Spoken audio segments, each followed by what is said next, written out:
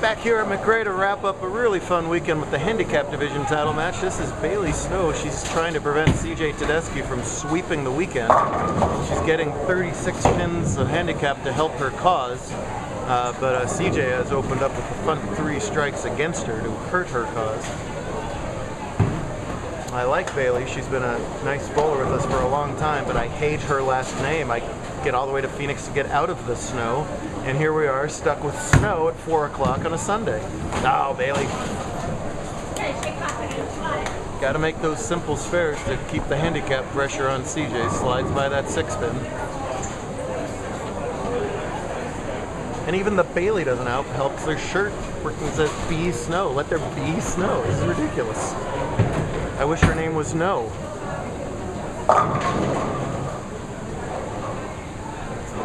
Spelled like, you know, GNO to be no snow. It is crazy up in the Northwest. It was hard to get out of the Northwest.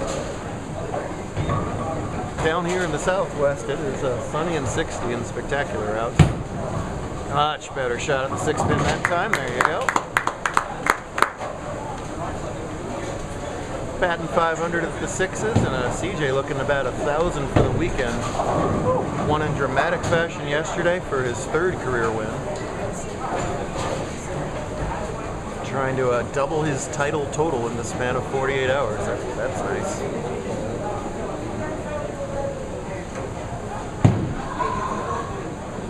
Big old breath up there in the approach. Very straight ball. Oh!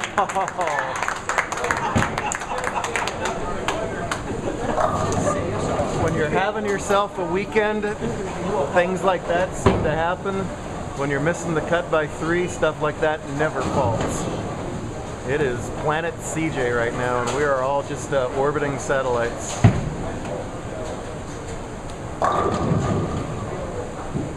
Boy, oh boy, what a huge break. That could have been 6 through the middle. Instead, it's front 4. Jeepers, Max. Jeepers. That crashes through the middle, and boy, almost the carbon copy there.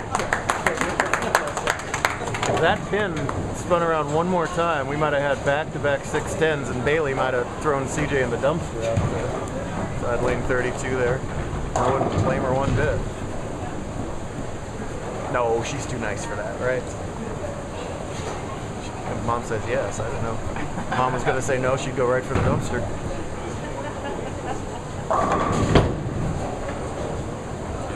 No problem at all at the spare, so big early lead. We'll see what Ms. Snow has up her sleeve. Try and retaliate here in her 5th frame.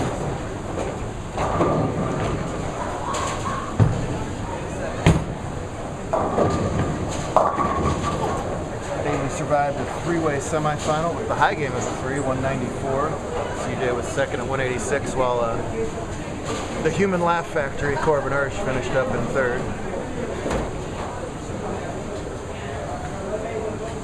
Bowlers competed in Pick Your Survivor today. Tricky format. Hang on, ball! Yikes! No matter what she does in the second half of the game, it's her career high finish by far. She says 5th or 6th is as high as she's finished before, so she's massively improving that no matter what.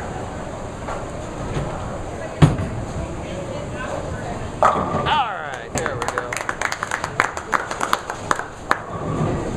Second strike of the match, first on camera. These two bowlers know each other really well. They both do a lot of their bowling out of Peoria.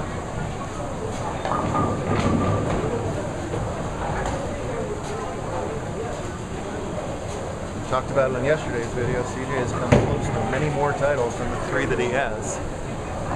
You go to the well enough, and suddenly you get enough breaks, you start piling up those wins. That's a good ball.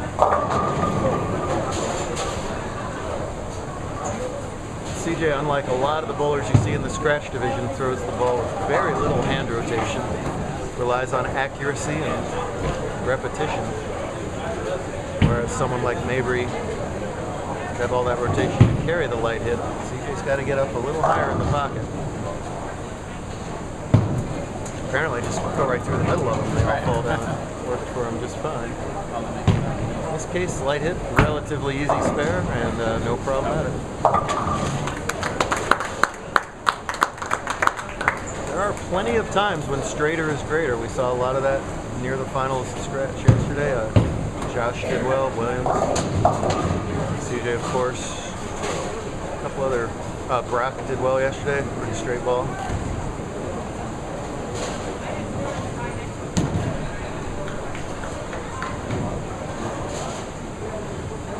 The equipment is so powerful that even with very little rotation, you can still get that ball facing through the pins. That's a dead tough. It's there. So little margins and such subtle things between winning and not even making the show. CJ's quarterfinal opponent was Yael Salama. Yael needed spare 5 to win, spare 4 to tie. She got spare 3 to lose by a pin on the fill ball to give a stunned CJ a free ride to the semis, and he's trying to parlay that into a win. It's looking really good right now. You add Bailey's 36-pin handicap difference, and it's 99 through 5. She trails by 30 some odd pins even after the handicap. Get the mixer though! That would have been a huge double. Instead it's a 5-pin that gets innocuously nudged. Max here about 3 weeks ago. Is that right? That's Max Promo's voice you'll hear. Spends most of his awake hours at McRay. Says they got new pins, and that matters. Once those pins get broken in, the bottoms get a little bit beat up and they fall quite a bit easier. Newer pins, you gotta really knock them. New pins make a lot of difference. Something like 7.5 degrees if a pin gets knocked off its axis, it must fall. I would imagine pins that are about a year old or so, you can go down to 6 or 5 degrees and get them to knock over, and that's a massive difference in carry percentage in the long run.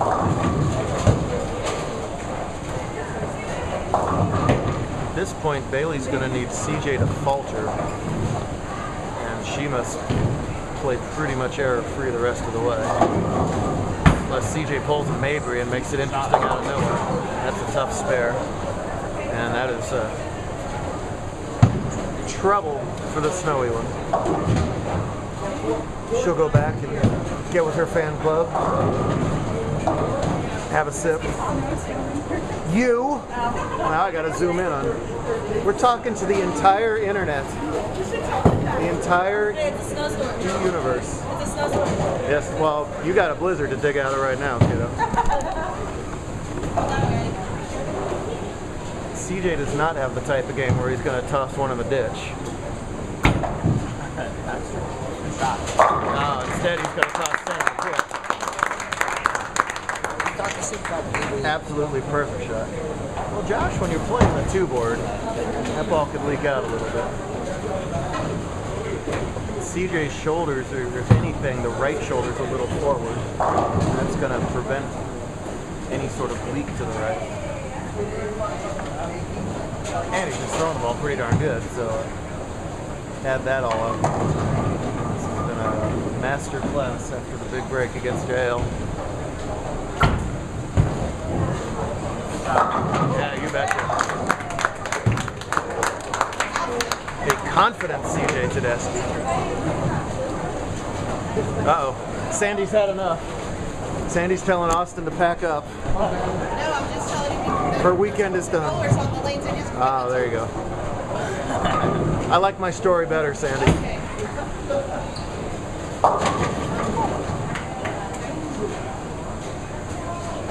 At least make a washout on camera now, Bailey. Tour rolls on to Los Angeles next week. Cal Bowl on Saturday. Palos Verdes Bowl for the last time ever on Sunday. Last time ever? Yeah, we're losing another one. Yeah. Our second and final visit to Palos TV. Bailey takes the field goal instead. It's all over but the shout. After Cal, where do we go? El Paso is where we go, yeah. Little Texas visit, couple weeks. And back to Arizona and Kingman. And Mojave too. And Mojave. And a really good breakfast. Get them all! Come on! Stinking 5-pin. Even though it's February, there is a decreasing amount of tournaments left. There's no overlaps left, which leads to there being less overall tournaments left. Arizona only has now Kingman, Zone Glendale before invitational weekend. So these guys have got to get their points secured, grab that second top 4 if they can. Not easy to do. It's really going to be all about points this year for invite. Which is exactly what we wanted to do, Max. Right? Mission accomplished, Max. I don't even have a top 1. I got a top 5. You got a 300 ring, though. I don't know which one I'd rather have. It's a good point. Those rings are special, but they get you only so far there. Career high finish for the snowy one. And for the ginger one, a dream weekend. Takes it all.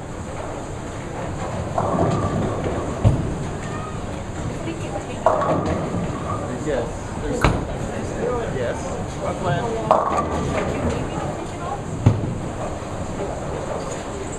Go off. What are we talking about here? What are we talking about right now?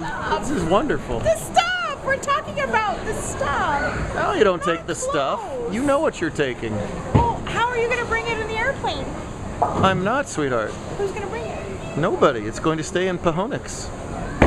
What are we going to use in LA? The Washington stuff. Can I talk about CJ now? Absolutely. There is a doubleheader winner right there. Happy crowd, fun weekend here in Chandler. Thanks again to McRay for hosting us. We do it all over again in 6 days in hopefully sunny SoCal, where I'll be using the Washington equipment.